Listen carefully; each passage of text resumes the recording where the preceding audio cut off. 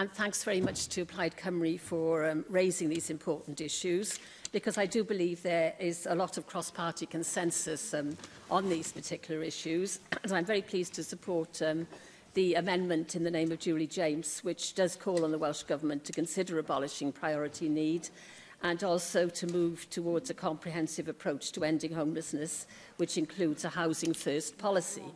So I think there is a great deal of consensus really about the way that we should actually be going. I think we should commend the Welsh Government on its efforts to tackle homelessness and on the Housing Wales Act 2014, because I think it has made a difference. I think that we obviously got the audit report now to look at in detail to see what the actual effects are. But I think with some local authorities, there have been real concrete results in being able to get in there early and work to prevent homelessness. And I also welcome the fact that the government has protected the Supporting People grant because, as we all know, and as we have referred to in this debate, people who are homeless do have complex needs which cover much more than just having a roof over your heads. But you have to start off with a roof, which is why we would want to support the Housing First policy. And I also welcome the extra £2.6 million, which will help to tackle rough sleeping, youth homelessness and mental health and homelessness, as well as increasing capital funding for emergency night provision capacity for Cardiff, Newport, Wrexham and Swansea. However, I think it is very important that we do debate about what is appropriate emergency provision, and Leanne covered this in her speech. Because there certainly has in Cardiff appears to be a big increase in street homelessness. But Linda Thorne, the Cabinet Member for Housing in Cardiff Council, on the 29th of December sent out a message that 60 places were available for rough sleepers on one particular night and only 6 were taken.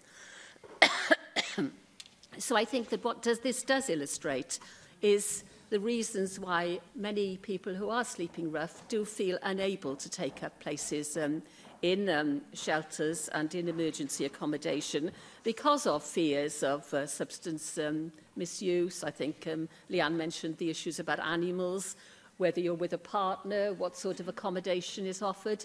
And I think there's a huge number of reasons why people sometimes feel unable to take up the opportunity of a shelter.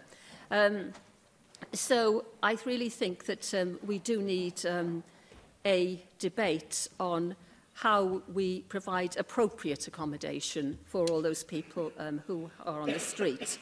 Then to move on to the priority list, those people who are tasks of being in priority need. And obviously, this includes people who have dependent children, pregnant women, older people, disabled people, 16 and 17-year-old care leavers, 18 to 21-year-old care leavers, and many others. And also, I also want to mention the issue of prisoners, which John Griffiths mentioned in his speech, because ex-prisoners with a local connection to the area and who are vulnerable as a result of being an ex-prisoner, that is the criteria for ex-prisoners. And of course, during the last Assembly term, we did actually change this. And I think it is really a matter of great concern that there appears to have been a bad outcome for prisoners as a result of not being automatically in need of priority need. And I'm sure many of us saw the report, the Estin report into Swansea Prison, which was published a couple of weeks ago, that found that half of the prisoners being released are not being sent to sustainable accommodation. And the report says that, that in their judgment, the outcomes for prisoners in the area of resettlement have sunk to poor, which is the lowest possible. And they did say that the Welsh Assembly's policy of not giving priority on housing lists to prisoners on release may have contributed to this result.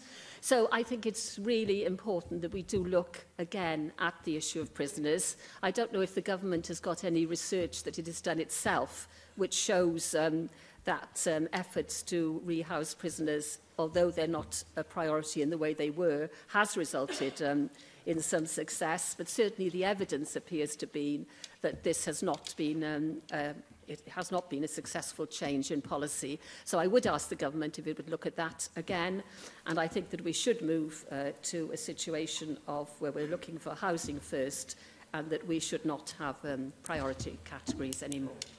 Thank you. Can I now call the Minister for Housing and Regeneration, Rebecca Evans? Thank you, and I very much welcome this debate today. We